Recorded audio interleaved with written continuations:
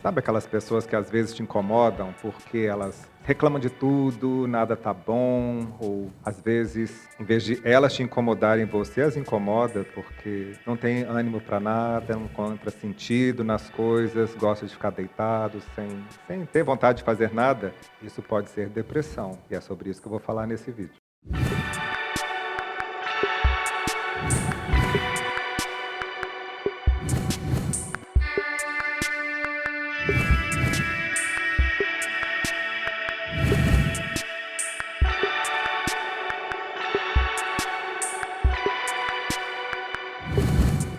Olá de novo, eu sou André Monteiro, eu sou psicólogo com doutorado em psicologia e trabalho como psicoterapeuta.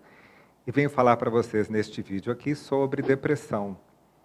É curioso destacar o quanto depressão e ansiedade são temas que estão interligados, porque depressão é com frequência a dificuldade que a pessoa tem em relação ao seu passado, né? Então, em termos temporais, é algo que já aconteceu. E a pessoa que sofre de ansiedade é aquela que tem dificuldade com o porvir, com o futuro. É como se eles estivessem interligados temporalmente. E, de fato, a maioria dos clientes que nos procuram para atendimento sofrem ou de depressão ou de ansiedade. Eu queria falar algumas coisas muito curiosas para vocês sobre depressão. Uma delas é que a Organização Mundial de Saúde diz que 120 milhões de pessoas sofrem atualmente de depressão no mundo inteiro, que é um número bem significativo, né? E que menos de 25% dessas pessoas conseguem encontrar um atendimento que seja adequado, não só por, às vezes, falta de condições médicas, mas por falta de informação sobre depressão. E esse é um dos motivos pelos quais nós estamos fazendo esse vídeo. Uma outra curiosidade é que mais mulheres sofrem de depressão do que homens, né? Não se sabe bem por quê, uma possibilidade pode ser hormonal, algum tipo de mais sensibilidade, e que isso acontece normalmente a partir dos 30 anos de idade. Ainda a esse respeito de idade, nós observamos que pessoas com mais de 65 anos têm um risco mais elevado de depressão e suicídio do que a população média. Agora, alguns estudos sobre esse assunto do suicídio, que é um desdobramento possível da depressão, sugerem que cada vez mais pessoas mais jovens também têm cometido suicídio, o que pode ser ou uma questão do fenômeno do suicídio ser cada vez mais importante para a nossa sociedade, ou indícios de que sejam situações de depressão que não foram bem tratadas, bem cuidadas, bem diagnosticadas.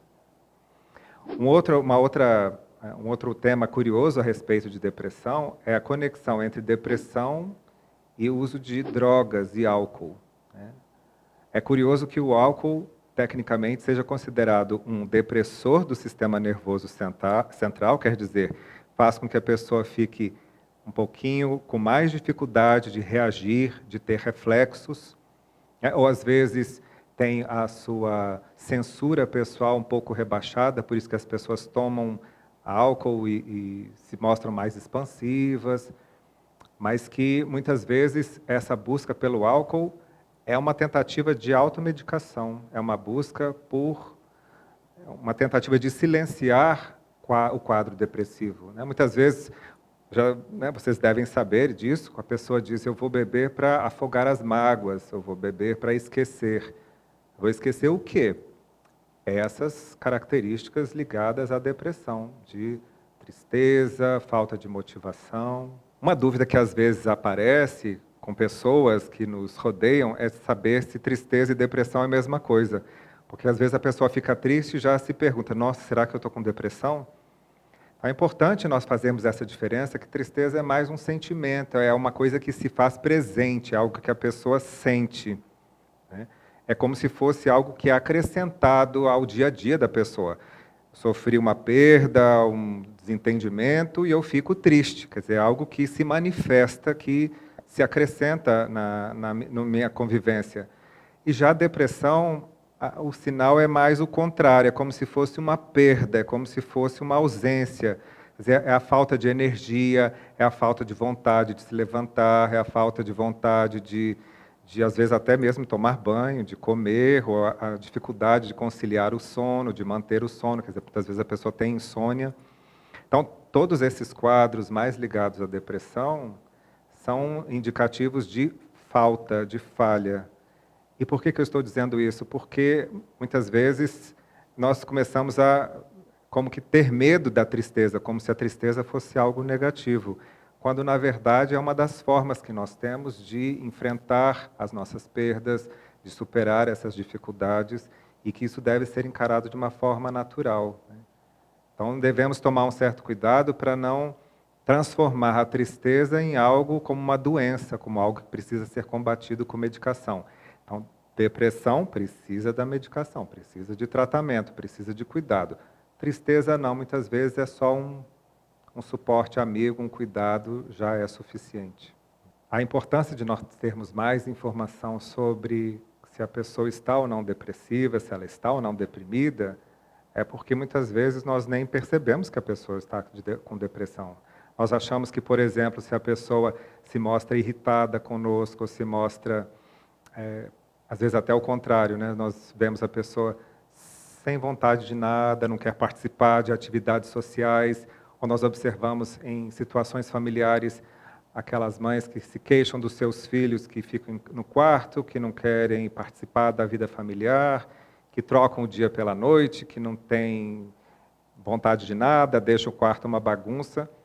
Isso pode ser uma característica de adolescência, mas pode ser também uma reação depressiva. Então, o fato de nós termos essas informações pode nos ajudar a conviver melhor com essas pessoas, em vez de nós acharmos que elas são ou folgadas, ou que elas são abusadas, abusivas, são irritadiças. Tudo isso pode ser um sintoma de depressão. Agora, o que nós devemos fazer com essas pessoas que são ou parentes ou amigos, quando nós nos damos conta de que ela está passando por uma situação de depressão?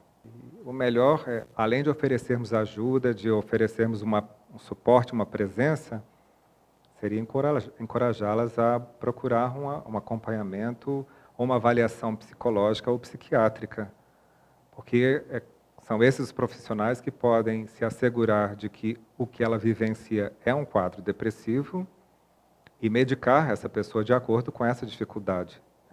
Porque muitas vezes a depressão pode ser só um sintoma de outra coisa, de uma outra doença. Por exemplo, há pessoas que têm transtornos ligados à alteração da glândula tireoide e têm um quadro depressivo. Então, não se trata somente de algo emocional, mas sim de algo físico. Então, é importante que haja uma avaliação médica para que esse sintoma depressivo seja ligado à sua verdadeira origem, que pode ser um distúrbio de glândula.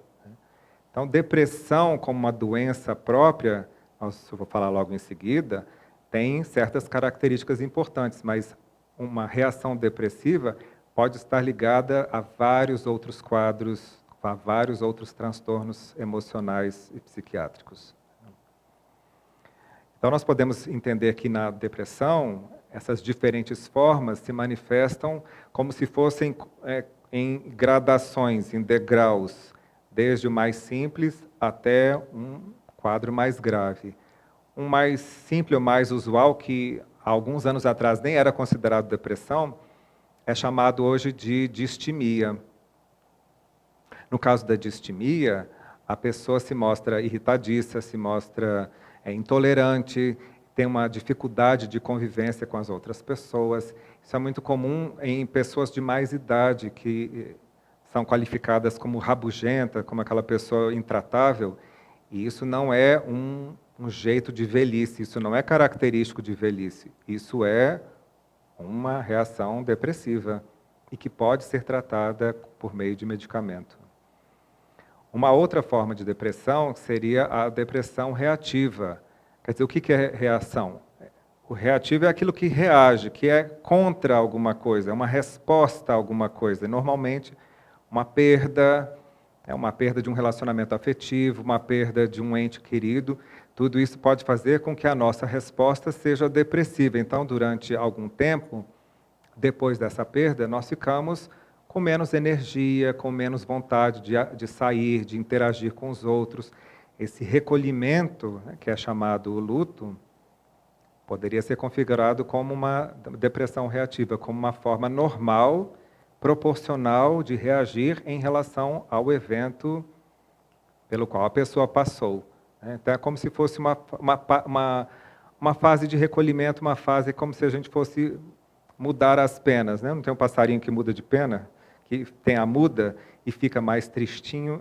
Esse é a nossa passagem. É como se fosse um rito de passagem. Segundo alguns autores, essa é uma maneira de nós não só privilegiarmos e honrarmos quem se foi, mas também de nós nos prepararmos para uma outra etapa de vida sem essas pessoas com as quais nós convivíamos antes. Agora, além disso, nós temos uma depressão seguindo essa escada, que seria o transtorno depressivo maior. E como o próprio nome diz, essa já é uma depressão mais intensa, que compromete mais o dia a dia da pessoa e que há mais características ligadas à perda de energia, como a dificuldade de se levantar, dificuldade de sair da cama, dificuldade de se alimentar, dificuldade de se cuidar, a pessoa não consegue tomar banho, não consegue se vestir adequadamente. Você olha para a pessoa e já vê que ela está descuidada, que ela está negligenciada. Esse é um sinal de depressão maior e ele pode ser ligado a alterações também corporais, quer dizer, nem sempre o evento, uma perda no ambiente, na convivência da pessoa, justifica uma reação tão intensa. Esses casos específicos podem requerer um tratamento mais severo, com medicação, com acompanhamento psiquiátrico e não só psicológico.